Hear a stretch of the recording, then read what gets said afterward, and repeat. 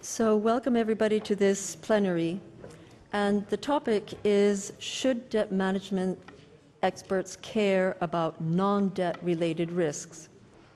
And what we see is that increasingly debt management offices have been charged with a broader mandate of managing non-debt risks. And they've taken a role either directly, having the lead responsibility, or indirectly by doing some risk quantifications of variables such as contingent liabilities, guarantees of various types, and then suggesting a government policy and then monitoring if other subnational governments, for example, are carrying it out.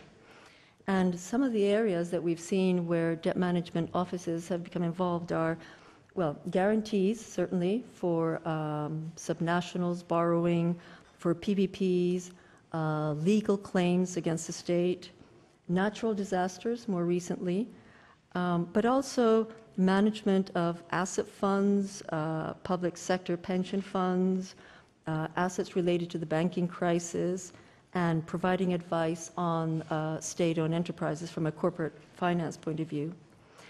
And the reason why it's so important that debt managers are moving into these areas is that somebody in the government, some unit or other, has to be managing the risks coming from these shocks so that their impact doesn't affect either the annual budget or the medium-term fiscal framework.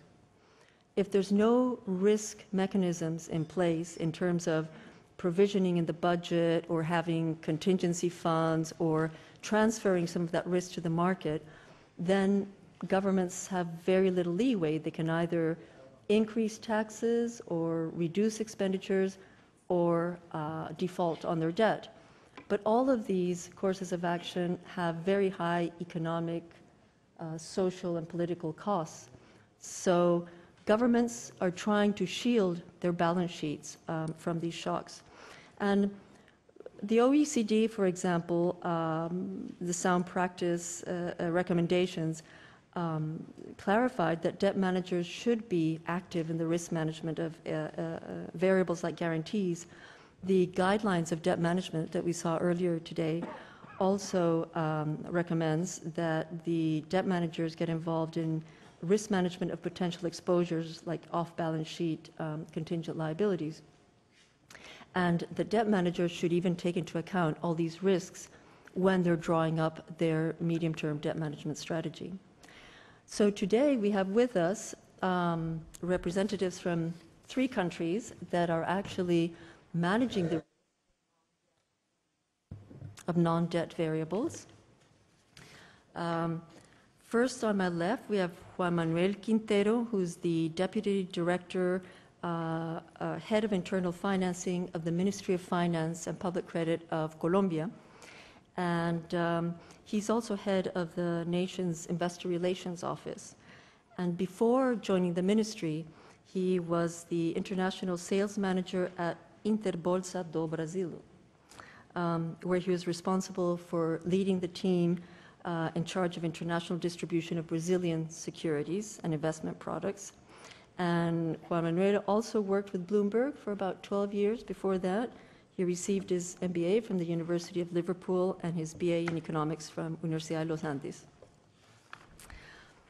Then following is Just, or Joseph Dreisma, who's a senior country economist for Mexico. He's from the bank. He has a master's in economics from the Erasmus University in Rotterdam, Holland, with a specialization in development economics and international economic relations. And he's part of the team that manages the relations now of the bank with Mexico. And he's participated in the design and implementation of various programs of financial and institutional capacity related with state governments, not the central, but the state governments as well, including restructuring of state debt and analysis of state pensions systems in Mexico. And more recently, he led the preparation of various development policy loans to Mexico in the area of fiscal policy response to global crisis and similar. And Anthony Linehan is Deputy Director of Funding and Debt Management at the NTMA, the National Treasury Management Agency of Ireland. And Anthony joined the NTMA with 20 years' experience in the financial markets, mainly as a fund manager. And he was Director of KBC Asset Management, and prior to that, Managing Director of, could you say that again? Württembergische, yeah? Portfolio Management Company. And he holds a BA and MA from the National University of Ireland in History and Economics. So Juan Manuel is representing Colombia, Just is representing Mexico, and Anthony, Ireland. And the subdirector of risk of Colombia was unable to come, unfortunately, and Juan Manuel very graciously said he would make his presentation, so we're very grateful for that. And one more thing is that Anthony has to leave early, so he asked me to excuse him, but he has a taxi to catch to go to Dallas Airport. Yeah, you're right. So Anthony, could you start first?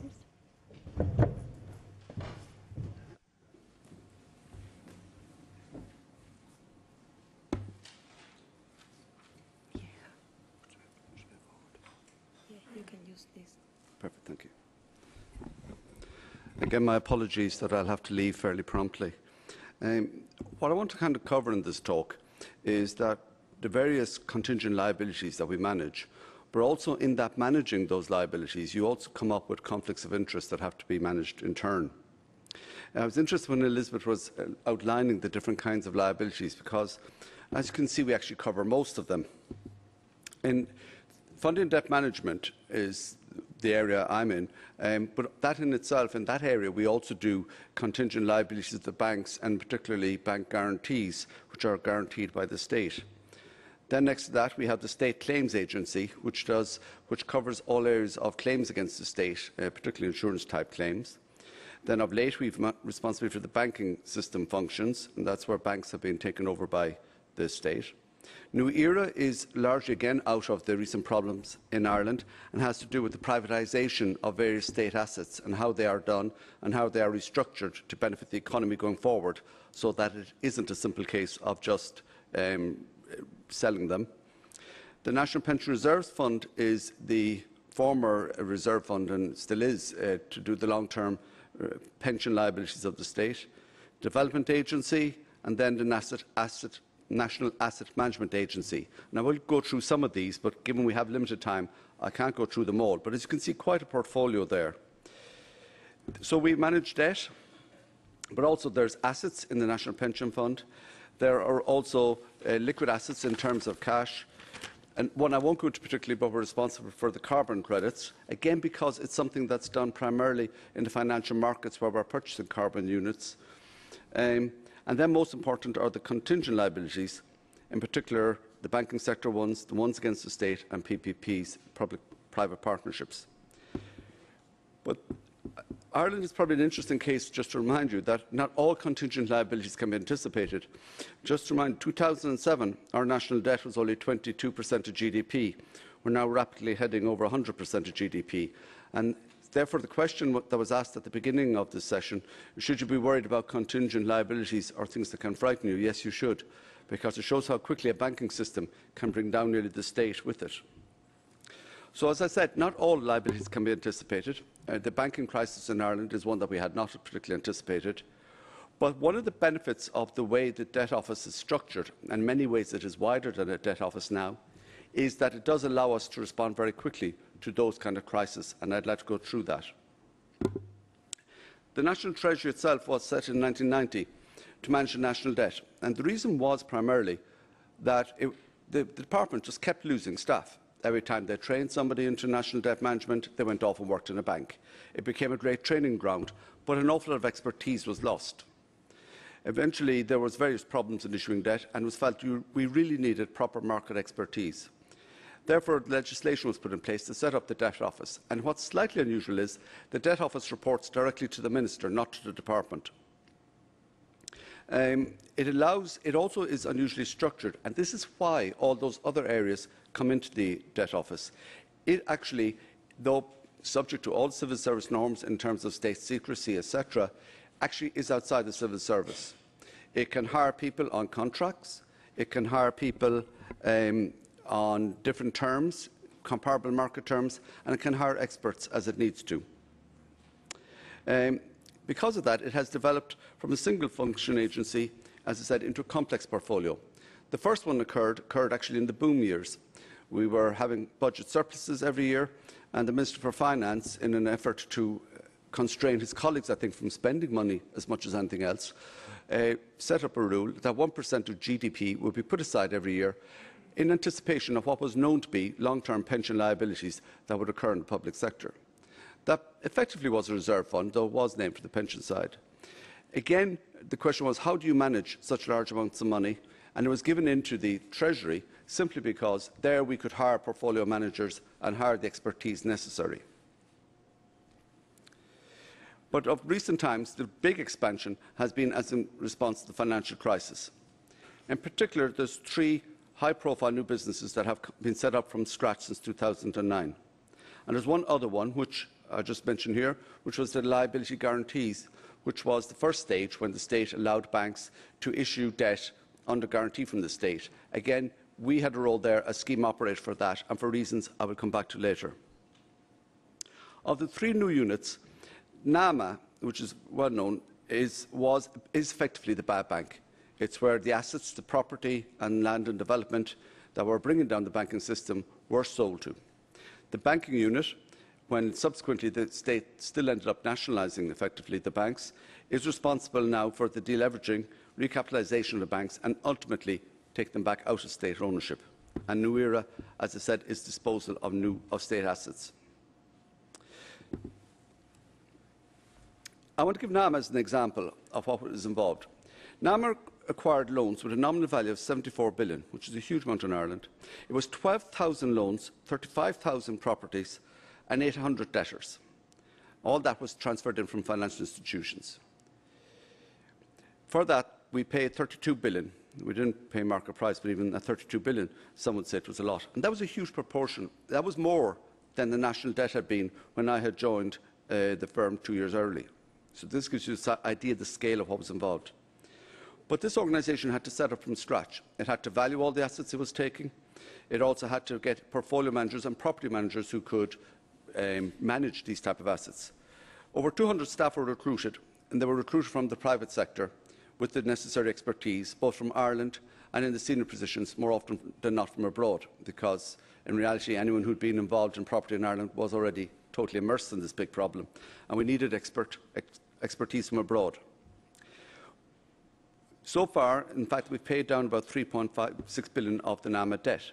But what was interesting in NAMA is that we were able to construct the contracts for all the people who are employed into ones that will end within 10 years and that they are incentivised to actually work this business out of existence. The big risk of NAMA was always that this would be another self-perpetuating body. It's very easy to set up bodies, as we all know, in the public sector. It's very hard to later get rid of them. The aim here and the idea of the contracts of the staff in NAMA were that they would be, this liability of the state could now be managed out and the people in it would be incentivised to work themselves effectively out of a job. That is something we could not have managed within the normal public sector.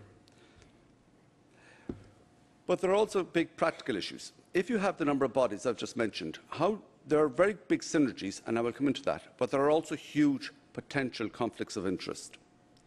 You have, for instance, as I said, take the bank shareholding unit. How do you avoid that the debt side, who would like very much the banks to buy some of our debt, not to have a disproportionate influence on the banks? How do you avoid the State Pension Reserve Fund from being used in turn to invest in things it does not want to invest in?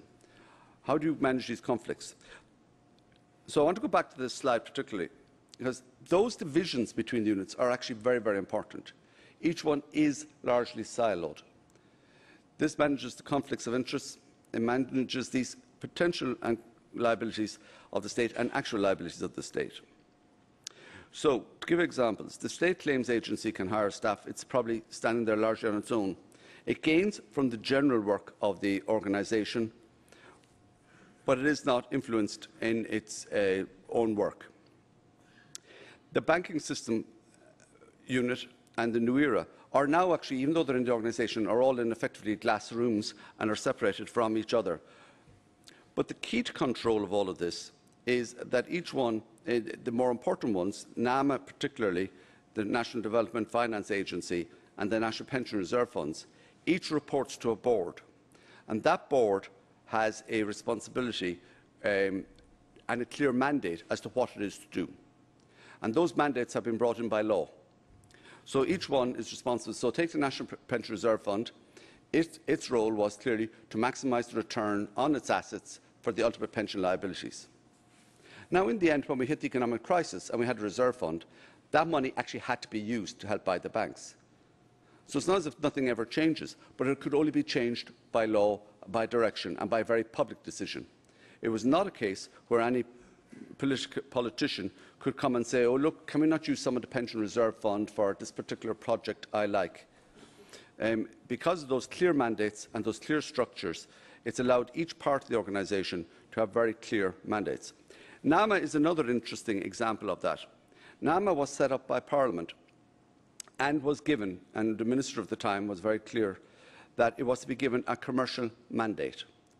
It was given the mandate that it would take over all these assets from the banks and that it would in turn, its pure objective was to get these assets, liquidate them for the state and manage this liability that the state now had taken on. That was important. This structure also works because it allows politicians, in a sense, to distance themselves. When politicians are approached and said, oh, well, we would prefer if the banks were doing this, or the banks are foreclosing on people in my constituency and this is not good, and we own the banks and they should do what we tell them, or the banks are putting up mortgage rates and this is very bad, the Minister can say, no, look, by law, this unit is responsible for the banks. Their role is defined as follows, therefore I cannot interfere without changing the Act. And likewise with NAMA, where there's a huge amount of property and loans involved, he can say, and people have argued, oh, but NAMA should be doing social work or should be doing social housing and these properties should be changed.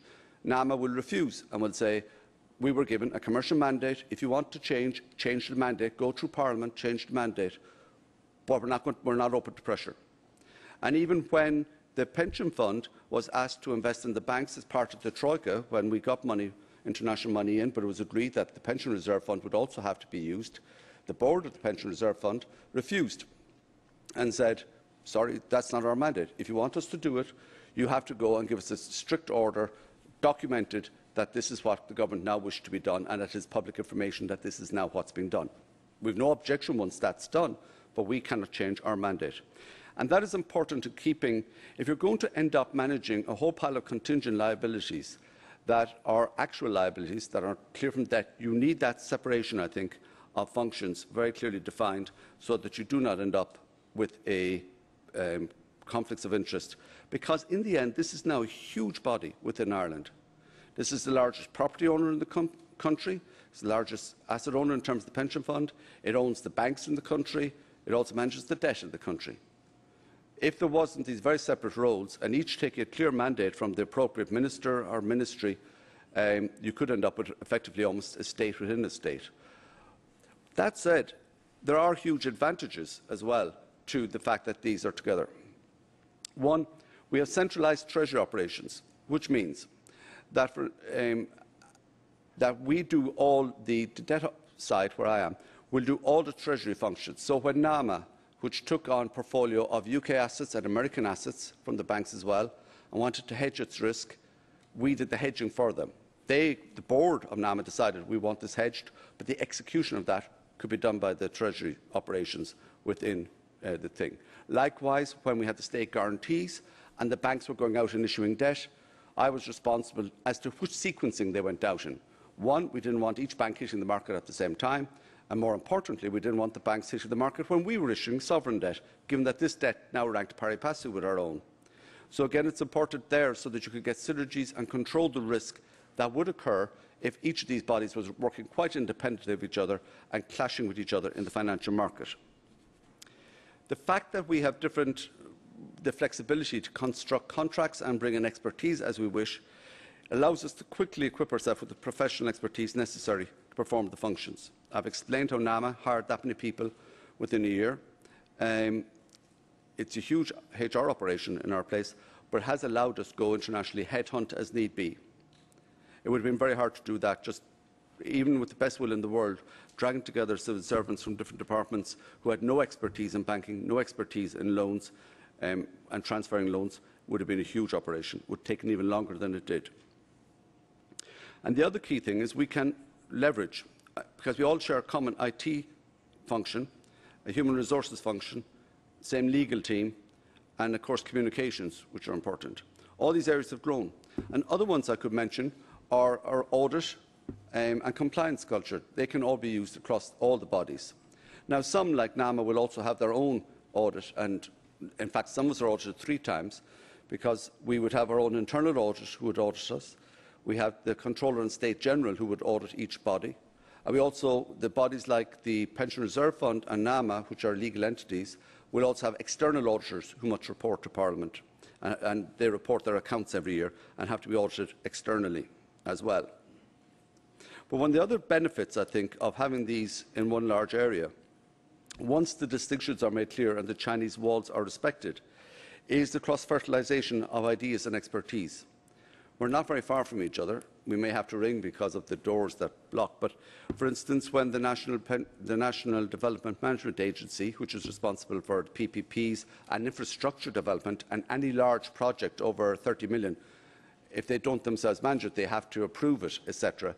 But they can come into us and ask for funding rates in the market, where we see the financial markets, where is it likely that rates could genuinely be raised for such a project. And that can be important, because sometimes you find people, I remember once they were still talking about a metro system they wanted to build, and we were able to say to them, very nice idea, 2 years ago, very good idea, not a hope in hell are you going to get money in a PPP at this stage for funding that. And they had lovely models at the time saying, oh, but our model works wonderfully at a 4% interest rate. And I actually said you didn't need our expertise, just open a newspaper and you will see that Irish interest rates weren't there anymore. But nevertheless, it's good to be able to have that cross-fertilisation going through, and each team can talk to each other while respecting there are areas where you just cannot go and where you have to respect that the Chinese wall should and must exist. So I hope that's of some interest, and I have to leave it there. Thank you very much.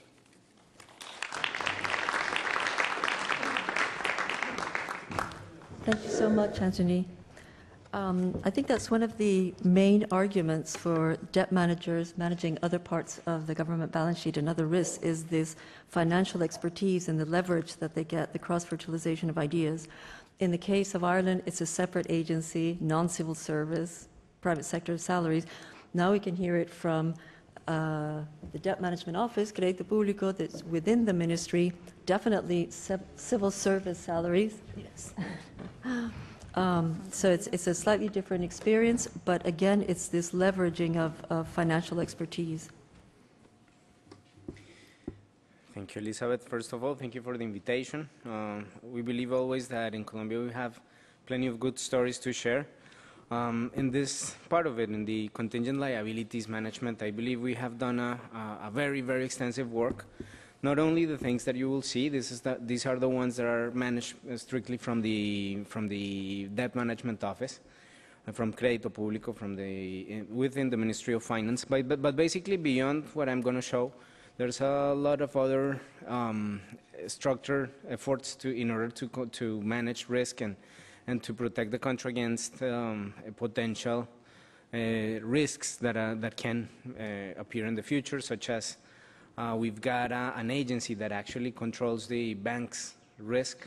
We have, by law, we have a rule, a spending rule that does some contracyclical coverage of expenditure in order to cover the country against volatility in the commodities market as well. So beyond this, what I'm going to show, we also have a lot of other entities that are actually working on this. But basically, I'm going to mention something that it's kind of funny, but it's true. Our country, and this is something you will see in the presentation, although it's a country of lawyers, so basically everything has to go through a law or a ruling. And that's very important because it, on one side, gives us all the proper framework in order in which we leverage all the efforts that are done, but also gives us a huge liability in terms of claims against the nation.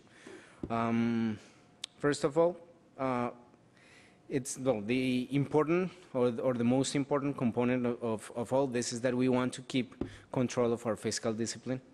And this is by keeping the sustainability as a main principle of what we are intending to, the way we are intending to control risks.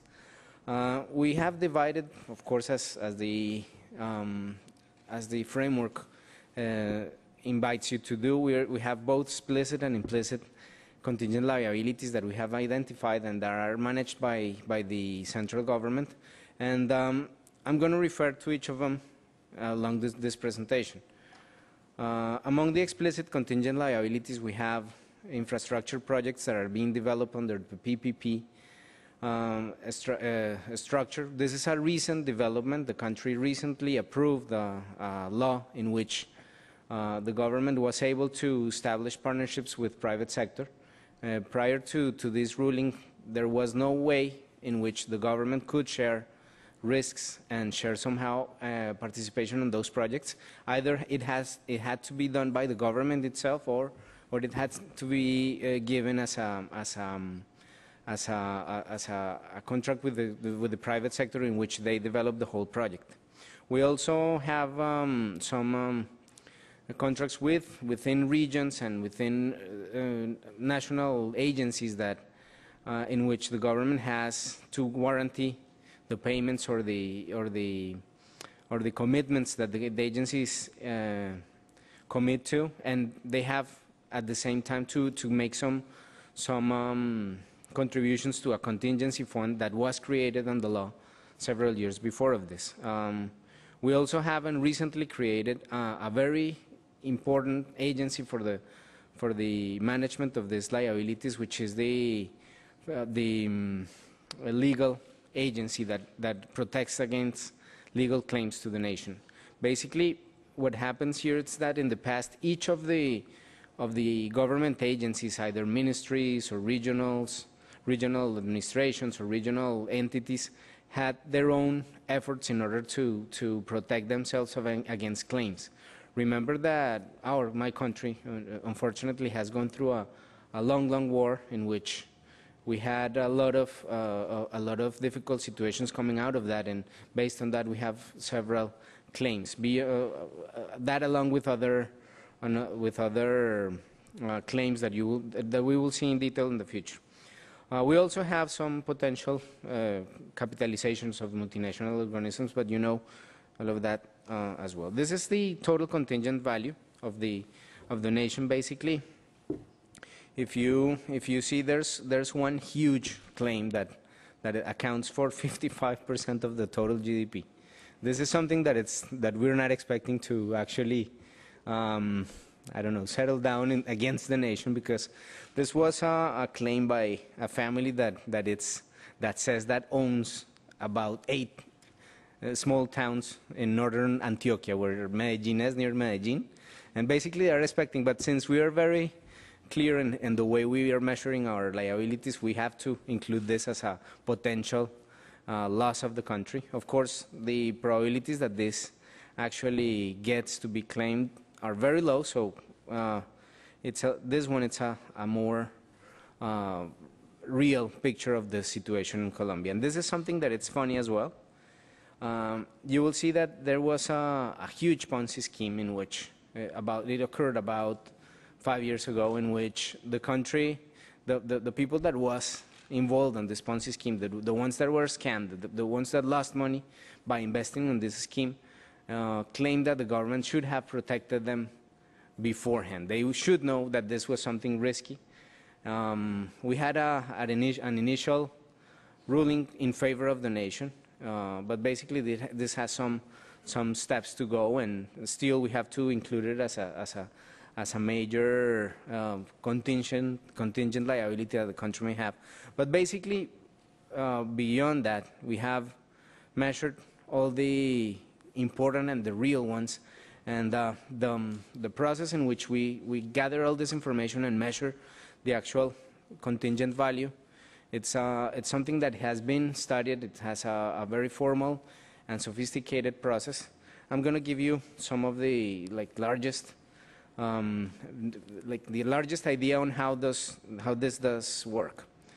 This is how it worked. The public-private partnerships in Colombia, to start with one of those liabilities, and basically this is the path through which the country has gone. Basically, in the 90s, remember what was going on in Colombia during the 90s. We had a strong internal war with the guerrillas. We had very strong difficult situation with drug cartels. And it was almost impossible to get anyone to invest in the country, especially in infrastructure. So the country had to go through strong commitments in terms of warranties, traffic warranties, protection to the foreign investment that we needed to develop the initial infrastructure that the country was needing. So basically, we had to do it this way. The problem was that those warranties and everything were not taken into account under the fiscal accounting. We had some ways of actually making those liabilities turn into debt. Actually, today we can, if for some reason there's a company that has a contract with the government and is claiming some payments such as minimum traffic or something like this, and the government has not included this through the budgeting process that we have each year, they can claim and ask us to issue debt to pay for that. That's in some cases even better, because in many cases our debt costs are a lot lower than what that will be subject to be paid if we keep those liabilities open. But basically, well, the debt issuances was the main way of solving this problem. As I mentioned, we are a country of lawyers, so all this legal infrastructure was put together. There's a bunch of things. This presentation will be available for you, and of course, my friend Elber, which was not able to come this weekend. I'm guessing that he somehow knew about the tornado. So basically, he can answer any of the questions that you may have. But basically now we have this new ruling in which the sector is in charge of structuring the terms, the legal, the technical, and the financial terms of a partnership with the government. The National Planning Department, it's in charge of validating the technical details of the new project that is under development, and this is where the Ministry of Finance comes in. The ministry decides whether the conditions or the financial terms of the agreement are appropriate to the country, and also has to validate the contingent liabilities that the project has under his hand. So basically, the Ministry of Finance is not in charge of getting into strong technical details, but it's in charge of validating and controlling that the contingent liabilities don't go way beyond what we can manage. This was the evolution and the types of projects that were developed in the past, and now this is how it works today. Third generation PPPs under the new ruling. Basically, the main idea here is that we want to transfer the risk at the maximum extent to the concessionaries. Now it is not that expensive for us to get investors to commit with the country as it was in the first generation projects. So basically we're allowed today to transfer all the risks to them.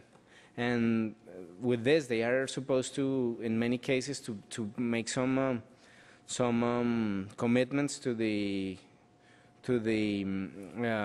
contingency funds in order to actually be covered against any of the risks that a project involves. So basically what happened during the last 15 to 20 years was that we moved from first generation to the third generation, which basically transfers the risk totally to the concessionaries, which is the most desirable way of having a partner. You want a partner that wants to share the risks of an enterprise.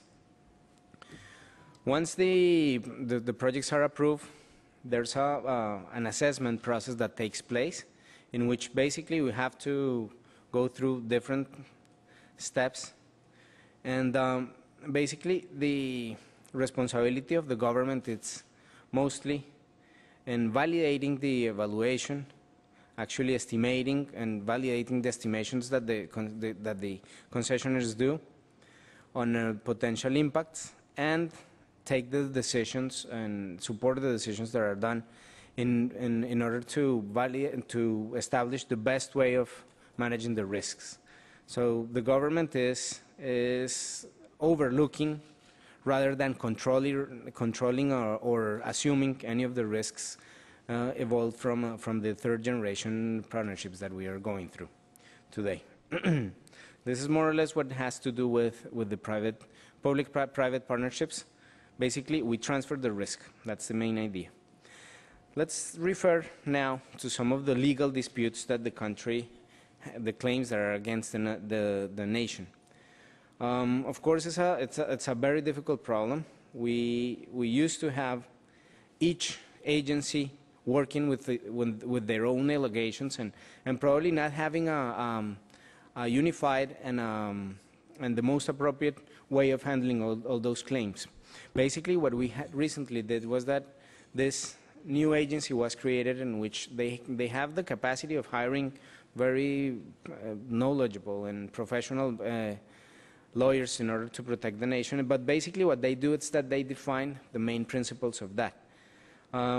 They have to be able to monitor and forecast the results of the litigations in order to include the potential claims within the fiscal framework that we have. So this methodology that has been developed is very important for us in order to plan the budgeting of the following year. Basically, it's crucial for us to have the best information available regarding what's the potential probability of a claim to go against the nation, and the potential cost that claim may have. Again, we created a full set of legal infrastructure in order to protect this, and not allow this to have the discretionary decision of a manager, but basically it's on the law that we have to protect, and we have to do our best effort to protect the country against any of those claims. So, and this is the story. This is how important for us is to control the potential risks of this. Basically, in 2004 and 2006 and 2008, we issued some debt in order to pay the negative rulings that the country had in previous years. But this is something that we hadn't done in the recent years. But one thing is that all claims against the nation, they grow not only at an inflation rate or something like that, but there's a maximum rate that lenders can lend money in Colombia. All the claims that are against the nation, they grow at that same interest rate. So this is, once we have something that it's not paid, it grows a lot in a very short term. This is where do we have received most of the claims, and as I mentioned before, due to the conflict that we've been living through, the defense system is the largest one, which 62% of all the number of claims that we have received. How does the risk management framework works? Basically, once we receive a claim against the nation, it goes through a contingent liabilities valuation, which basically establishes the probability of the claim to go against the nation and the cost that this will have. Basically, the following step is that we get the resources, we either appropriate them in the budget or issue debt against those claims, and basically we implement policies to reduce the risk of having this claim again. So it's a cyclical process in which we receive the claim, we manage the claim, we pay for it, then we try to prevent the country to have this type of claims again. This is how it works. There are 4 elements of the contingent valuation methodology. Basically, a probabilistic tree that represents the dynamics of the different stages that the process can have. We have a way of measuring the quality of the information that is provided by the attorneys. We estimate the claim or the ratio of the claim condemnation ratio that it's related to each of the processes that we have, and we have to develop elements of compensation of the biases that the lawyers may have. This is somehow what happens. This is the probabilistic tree. Basically, what happens if it's the initial ruling is favorable or unfavorable. At the end, we have a probabilistic case of each of the ones, and we establish like the most probable scenario in each of the cases, and with that we continue to work. This is a general explanation of what is going on. Basically, 40% of the claims that does not include this huge claim that I mentioned in the beginning. 40% is the Ponzi scheme claim that I just mentioned as well, and there's a bunch of other different claims against the nation, but as you may say, we're taking care of those in a proper way. There are some challenges for the future still. We need to do a better job in terms of consolidating the database. This new agency has a lot of work to do on that side. We're supporting them, but this is something that it's very important for us to keep in mind, that the whole picture of claims against the nation, it's ready.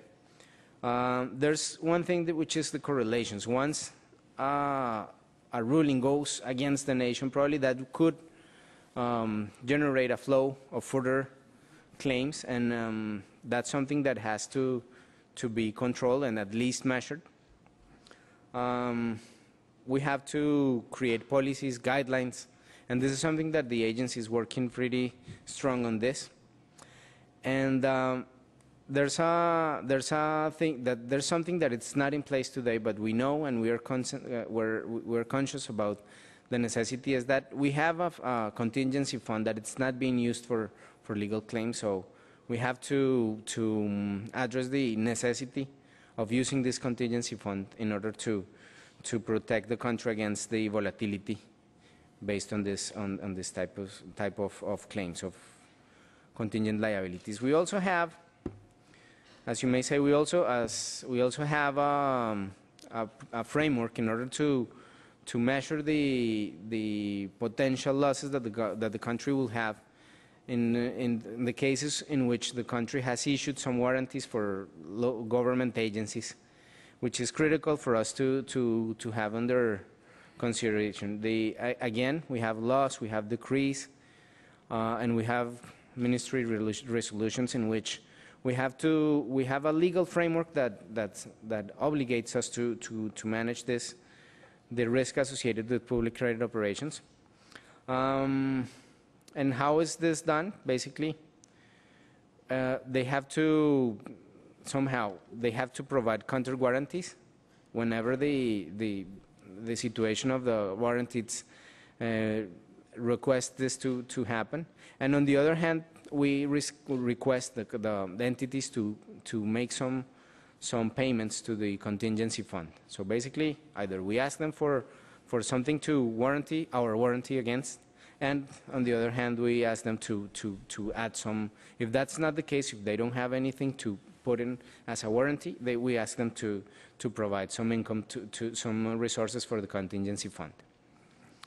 The methodology in order to establish the value or the or the costs that they have to put in warranty or provide to the fund, it's based on these 3 steps. Basically, gathering the information. This is ratings, sovereign risk, CDS, things like that. And we have to prepare a transaction matrix in which with a statistical methodology, we transfer the risk of the country, we convert the risk of the country into each of the entities' risk, and we create a probability curve, solvency probability curve for the following 25 years. With that information, we can say how much the entity has to contribute to the contingency fund. Basically, this is a more difficult process than those 3 simple steps that I mentioned. Basically, we calculate the probabilities of solvency.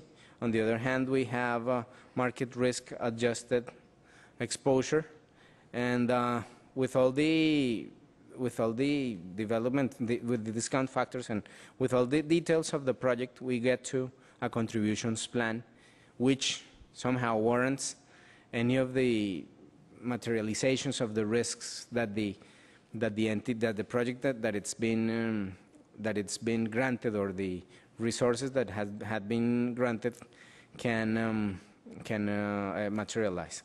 So basically, it's a simple, but it's very detailed and done in a very specific manner.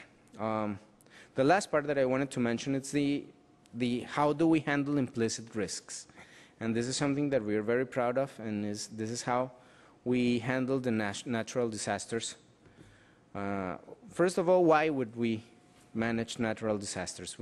It's a surprise that being Colombia, such a beautiful country, it's the country with the highest rate of recurring natural disasters in Latin America.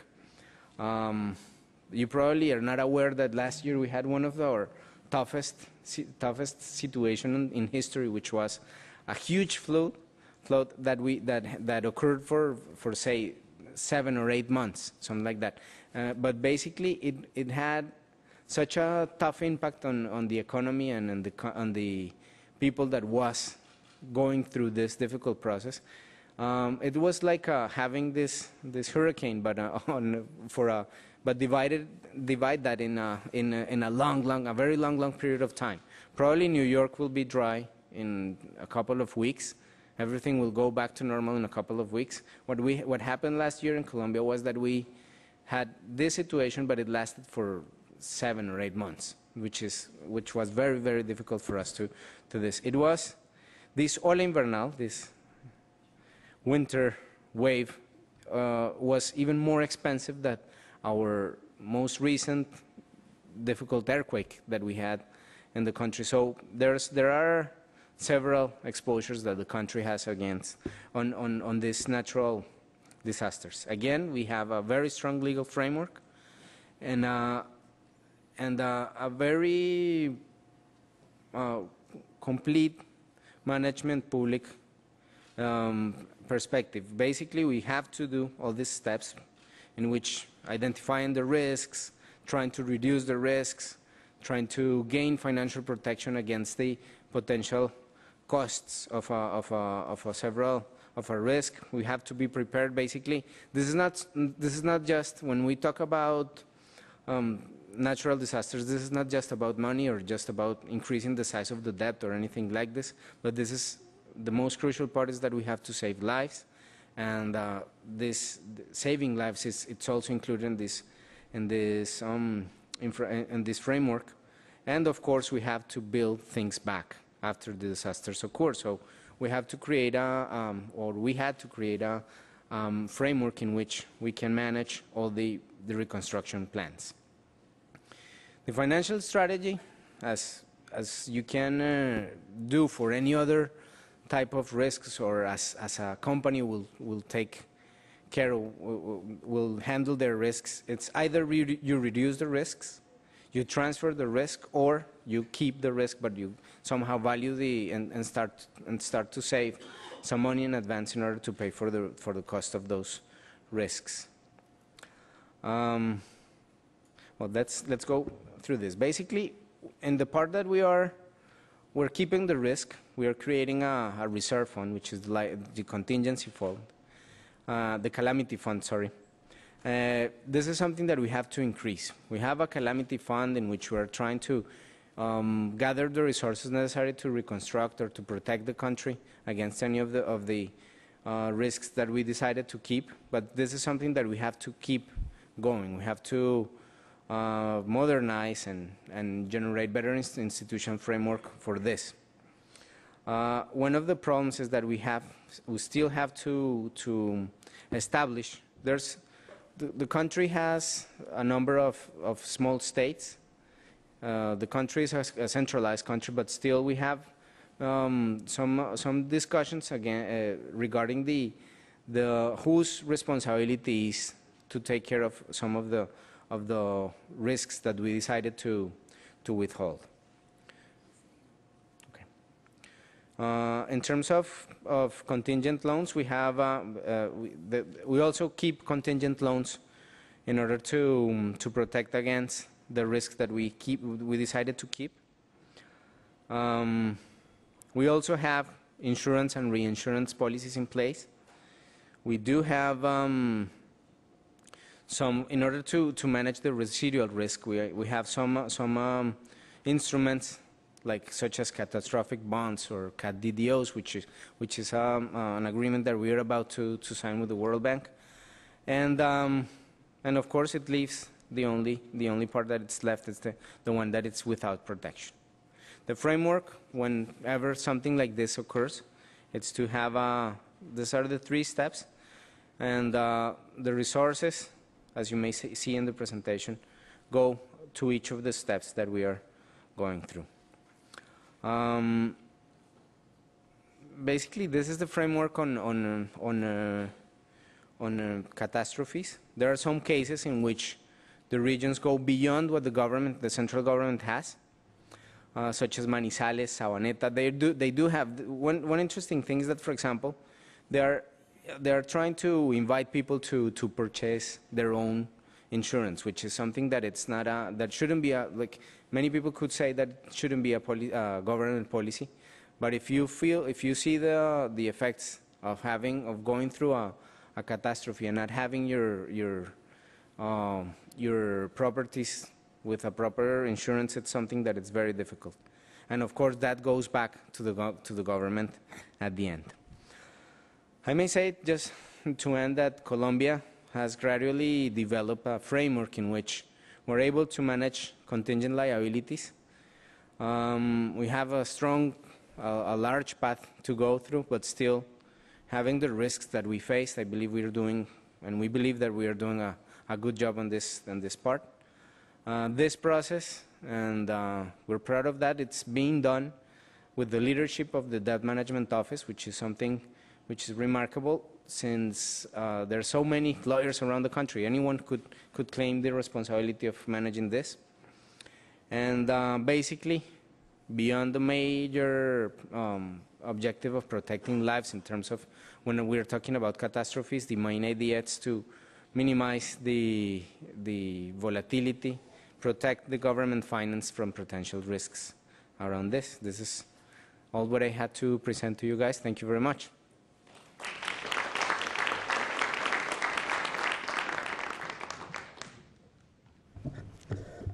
Thank you, Juan. That was a very interesting presentation. Certainly, Colombia seems to be quantifying, provisioning, transferring risk of various types. So that's very interesting to learn about. And now we have the Mexico case study.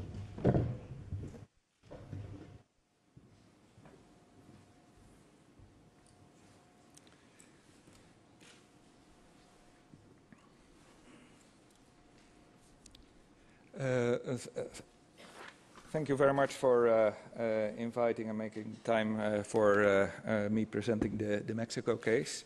Let me go to the first slide.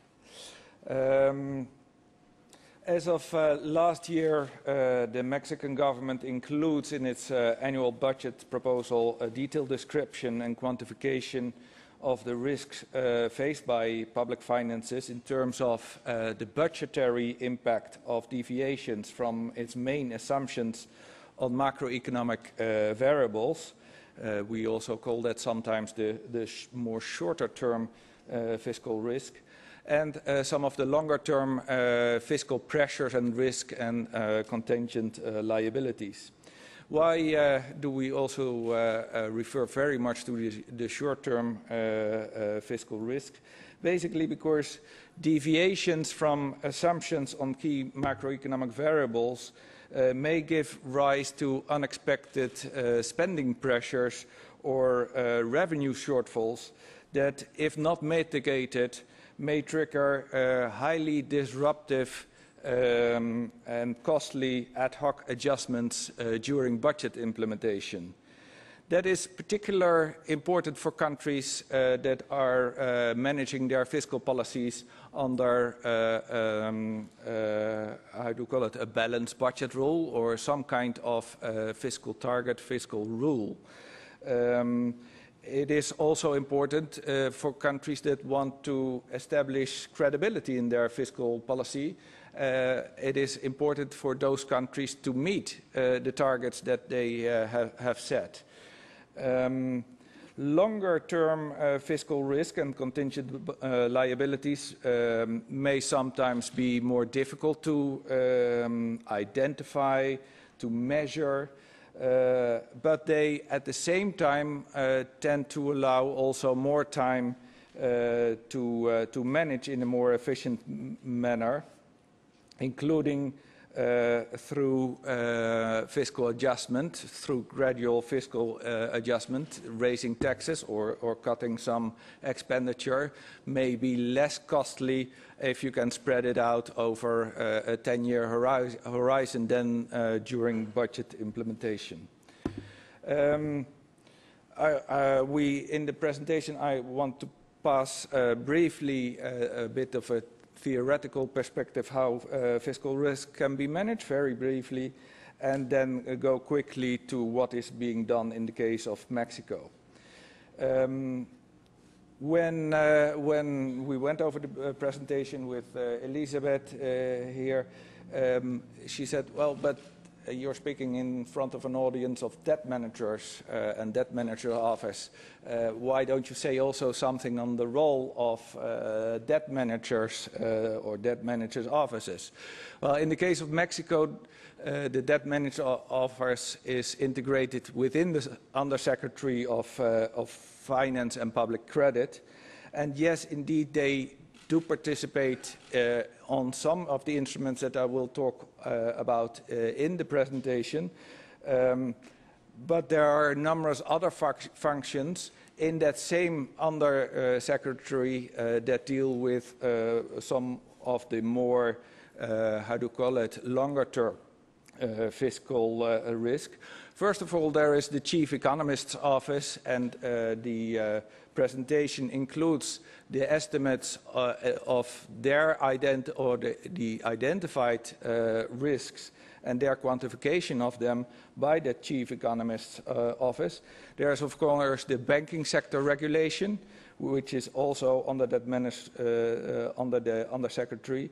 There's the development banking kind of, well, the government is owner of the development banks, and out of the Undersecretary they manage.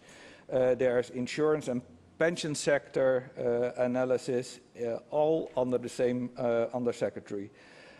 But as I mentioned, on several of the instruments that I will talk about, the Debt Management Office is particularly involved because they have the contacts with some of the financial market participants, in particular in the insurance and hedge products that, and also a bit on the reserve fund management. Very quickly, what we mention as the short-term fiscal risks. Well, the public finances during the budget implementation, that is a horizon of 1 year. They are vulnerable to a number of macroeconomic shocks. And for example, lower GDP growth lowers your tax revenue and doesn't do anything probably with your expenditure pattern, and you have to make up for that.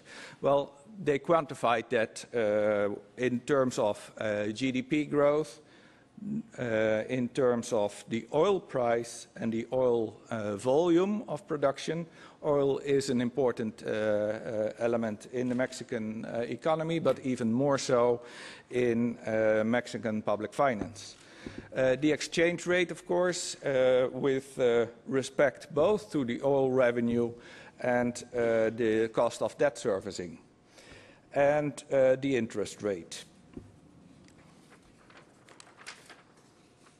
Then there are what we call a bit more longer-term fiscal risks or fiscal pressures and contingent liabilities. For example, out of demographics and health and pension expenditure, well, the country, as a lot of other developing countries, is going through a change in demographics with an aging population. And due to improved life expectancy and declining birth rates. The aging of the population contributes to a higher public spending on health, on long-term care, and on pensions.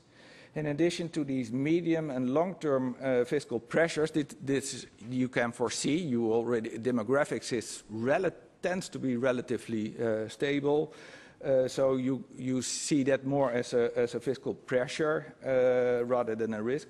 But there are also risks with respect to several of the parameters that lead to those projections that may be underestimated due to further improvements, for example, in life expectancy or different behavior of people in the pension plans.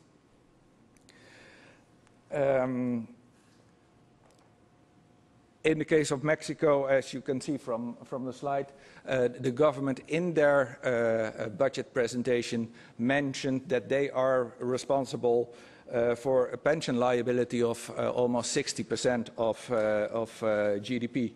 Well, there are, that is, of course, a stock larger than the public debt. It's 1.5 times the public debt. It will materialize over, what is it, the next 50 or 70 years. And there are even estimates way beyond this if other parts of the public sector, particularly the local subnational governments, are included. Then there are the development banks. Of course, there is a fiscal risk related to borrowers' failure to repay the credits and guarantees provided by the development banks. And development banks held a portfolio of loans of 2.9% of GDP and guarantees equal to 0.8% of GDP. There is the commercial banking system. We just saw the case of Ireland, where the government had to step in for the commercial banking system. And in the case of Mexico, the system deposits amount to about 16% of GDP. Then there are state-owned entities that may have debt and other exposures, PPPs. There's the issue of subnational debt, where the federal government may have to step in. In the case of Mexico, they try to impose market discipline on subnationals and have adhered very strongly to a non-bailout clause on subnational governments. Subnational governments have to pay an interest rate according to the risk that they present to the markets, but still there may always be the risk that non-bailout clause cannot be held. And finally, there is the issue of natural disasters, such as in the case of Colombia. Mexico is also highly vulnerable to a number of natural disasters. And we will expand on that a bit later. What is the theoretical framework on how risk can be managed? Of course, you can self-insure. And in fact, there are people that say you should not be risk averse as a government. That may be the case as an individual, but in most instances, the government should not be risk averse and should therefore not necessarily purchase insurance. And the basic theorem of this is of the risk neutrality of the public sector is that the expected and actual loss can be distributed over a large number of taxpayers. And therefore, the cost to each of the taxpayer may be relatively limited. Nevertheless, as we have seen more recently, in a number of countries, economic developments can be seriously disrupted due to the materialization of some of these major risks. And there are also limits to the amount of risk, debt and future taxation that governments can assume. A first line of defense is, of course, to reduce the level of risk and future claims on the government through regulation and supervision, key in the banking sector, in the whole financial sector, or to change the rules of the game that generate some of the future claims, such as, for example, in pension systems. You can increase the age of retirement, or you can structurally change the rules of the game in pension liabilities, such as they have done in Mexico, to go from a pay-as-you-go unfunded system to a funded defined contribution system. But still, in that case, and that's why the liability is so large in Mexico, as well as in several other Latin American countries, you have an enormous transition through which you go. And in addition, some risks may be transferred to private markets that are better able to handle and price them. This depends on the nature of the risk, the probability of its or the frequency of its occurrence, the potential costs and the time frame over which this cost should be covered. It also depends on the development and availability of adequate instruments on financial markets. And the decision to retain or transfer risk may also depend on some political economy and market perception considerations. If to establish fiscal credibility it is important to attain to a certain budget target, then it may pay off to transfer some of this risk to the markets. In the case of Mexico, the overarching goal is to meet the balanced budget target, again for political economy and for market perception considerations, and to avoid highly disruptive and costly adjustments during annual budget implementation. So you see a lot of the risk management focusing on the one-year budget implementation horizon, at least of the hedge and insurance instruments being employed. What is this fiscal policy framework then in Mexico? Well, there is the fiscal responsibility law that was adopted in 2006. And that law basically institutionalized efforts to contain fiscal deficits and stabilize public debt levels. The fiscal responsibility law includes a balanced budget rule, which has been important to guide discussions in the political process of agreeing on the annual budget envelope. Attaining to the annual budget target is also deemed very important in generating a level of market confidence in fiscal discipline. Attaining the annual budget balance target requires that revenue reductions or expenditure increases must be offset within the budget during the annual budget implementation.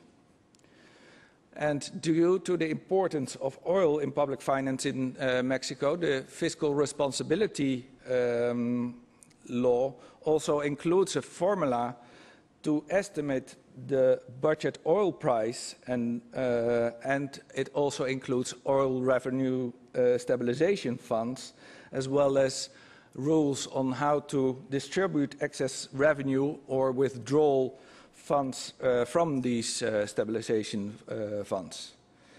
If we look quickly at the actual versus the budgeted oil price on the screen, we can see that in general the budgeted oil price has been below the actual one, with the exception of 2009, which we will discuss a bit further. So in general, you see a very or a relatively conservative budget estimate, but still there have been episodes in which even that the volatility of the oil price is so much that there have been episodes that even that conservative estimate was not met. And that is why you have your oil revenue stabilization mechanisms, basically consisting out of two elements, stabilization funds and an oil price hedge. These revenue stabilization mechanisms are oriented to mitigate the impact on the budget from a sudden drop of revenue in the course of annual budget implementation, rather than revenue volatility from one year to another. And therefore they are not a kind of intergenerational stabilization fund. The ability to act as a buffer is severely constrained by limits on the accumulation of resources in the fund, and here the political economy considerations get in, and they impose those limits on the accumulation of funds. Limits are about 1.5% of GDP, which is pretty low if you consider that overall revenue from the government or overall public revenue from oil is about 7 to 8% of GDP.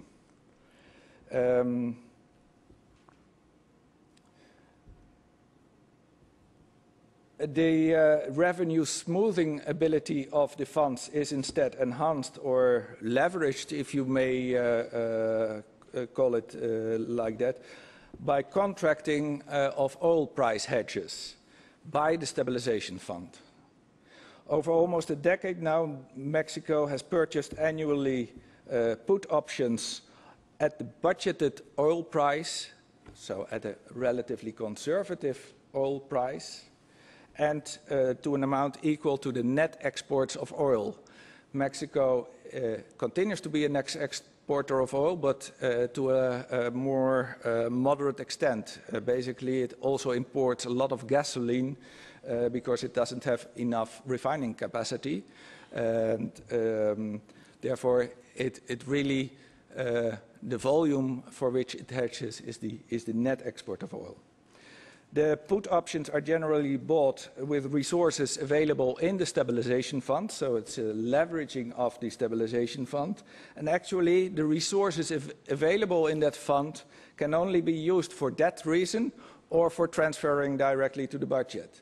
So what they do is basically leveraging the fund, and if indeed the price is lower than budgeted, then that leverage pays off, flows into the stabilization fund, and from the stabilization fund to the budget. That was the case in 2009. If we go back 2009, you see a higher budgeted oil price than the outcome as a result of the global economic crisis. And Mexico had indeed contracted basically bought its put, and that put paid off. They had bought a put for $1.5 billion, and it paid off $5 billion. In all the other years, however, Mexico bought its puts, and of course, it didn't pay off directly. Yeah. Shall we skip the debt management part, because that is probably well known. And the other element of risk management, very important in the Mexico case, is disaster risk management. As I mentioned, Mexico is highly susceptible to a number of natural disasters. And particularly after the earthquake of '85, the authorities have promoted various initiatives to build resilience to natural disaster. Several funding mechanisms are moving the natural disaster risk management strategy from a system based on response, recuperation and reconstruction to a system focused on preventive actions. The government recognizes the need to continue to improve its disaster risk management strategy and develop capabilities to quantify risk nationwide on the basis of probabilistic estimates of material and human losses. Such estimates are centered on fundamental data collection and risk models. The main difficulty for this disaster risk management is at the quantification stage, because the small amount of historical events with a great impact that prevents the use of traditional statistical tools to analyze and measure risk accurately. Therefore, it's necessary to make use of simulations based on probabilistic hazard models. Once there is a good understanding of disaster risk, a financial management strategy can be designed and existing funding mechanisms can be improved. Here is a graphical representation of that risk management strategy with the risk quantification in the center. And the basic financial strategies can be grouped into two main categories.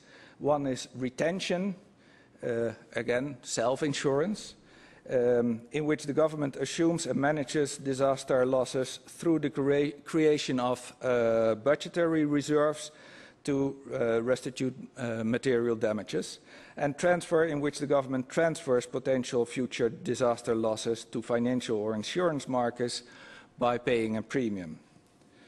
For both strategies, it is essential to have appropriate databases and risk measurement, and risk quantification also allows for better targeted mitigation strategies, civil protection, territorial planning, construction regulations, and prevention projects. Very quickly on retention, Mexico's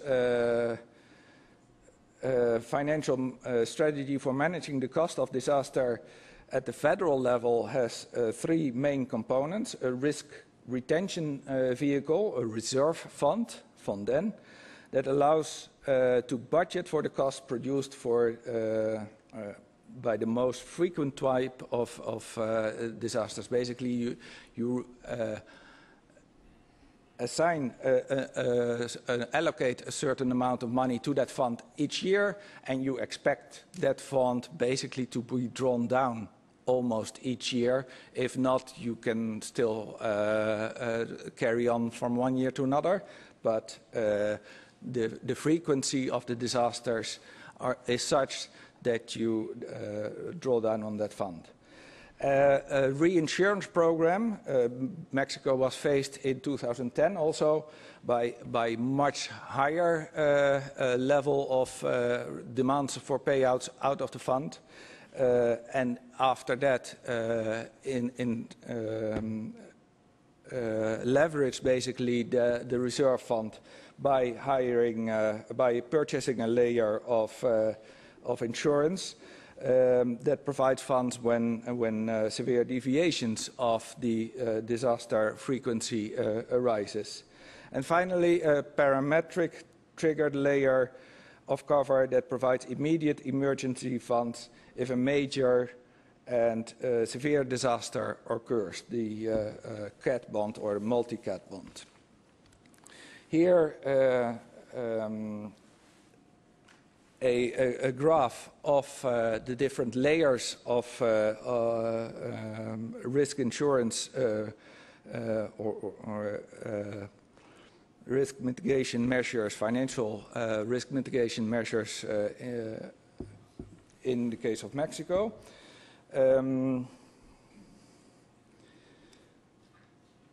On the basis of the risk quantification and budget consideration, a layered structure had been put in place for Fonden. The first layer is integrated with an individual line with individual line ministries, insurances and budget reserves, as mentioned, and has approximately 1 billion in aggregate deductible, while the excess loss is covered by a reinsurance of up to $400 million.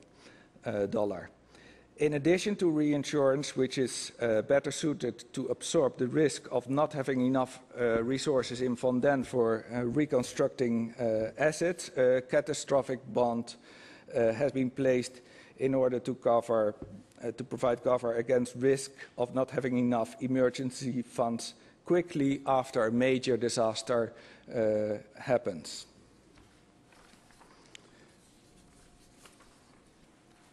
And let me then go to the final remarks.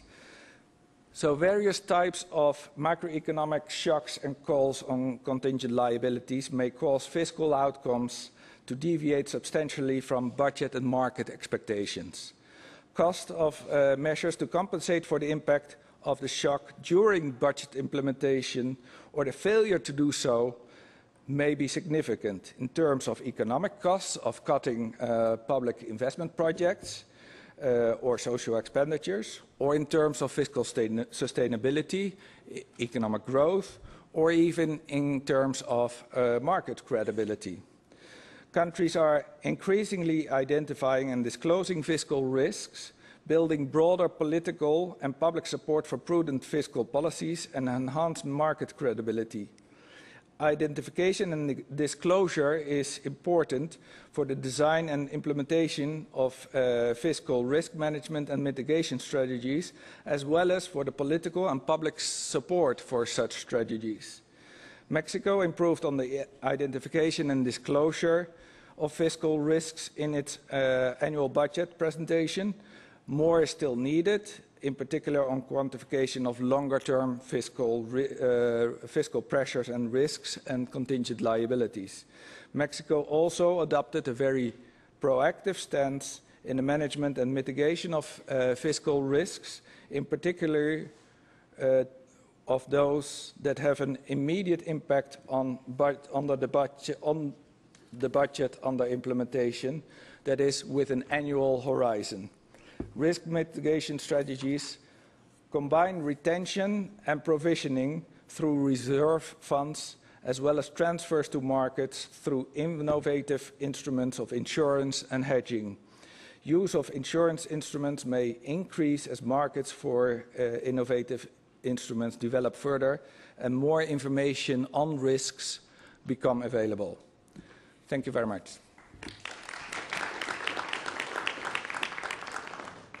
Thank you, Jus, for an excellent presentation. I think we also got a very good flavor of how the Mexican government is shielding its balance sheet risk from natural disasters, from volatility in the price of oil, and we saw the various retention, transfer mechanisms for dealing with that. I think that we're falling a bit behind schedule, so perhaps if you have questions, I don't know if you all agree, you could ask them directly during the cocktail. Because I don't know if we have enough time. What do you think? No? Okay. Thank you very much to our panelists.